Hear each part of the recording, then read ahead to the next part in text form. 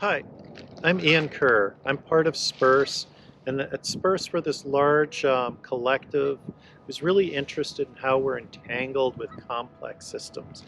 Like where we are right now, where it's this mix of Superfund sites, watersheds, the river, in post-industrial landscapes, and it would seem to be the most inhospitable spot you could imagine for nature. But it's full of biodiversity. There's deer, coyote, we can hear the Canada geese in the background. It's thriving in these really complicated and interesting ways. And how do we engage with that?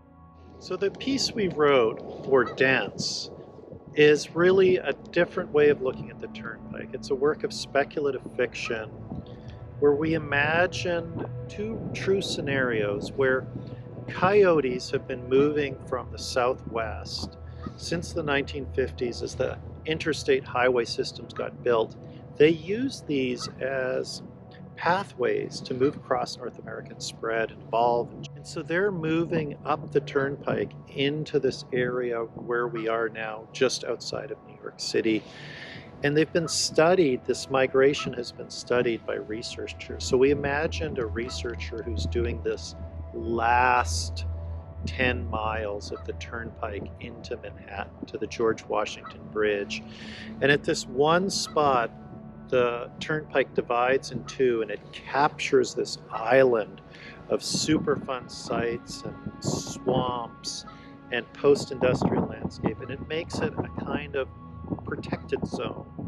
And so it's full of deer and coyote and other wildlife and interesting, complicated histories of human habitation as well. In those years I was always on the road, walked the Turnpike 5 times.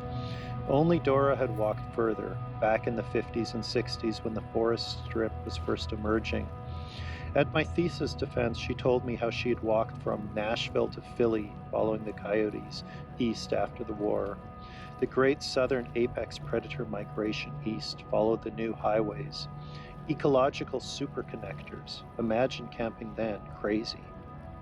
So it's a researcher who's looking back on their time in 2022 when they were completing this work.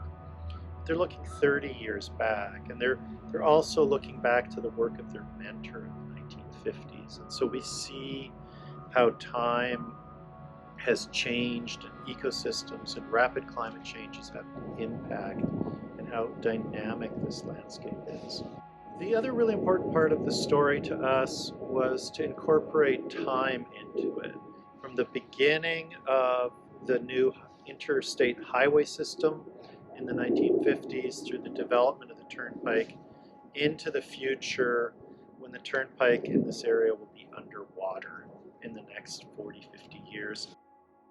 This is, what makes New Jersey and this area by the Turnpike so special. It's like we're already living in a future that's much more complex, much more entangled, with every type of creature and system trying to work it out.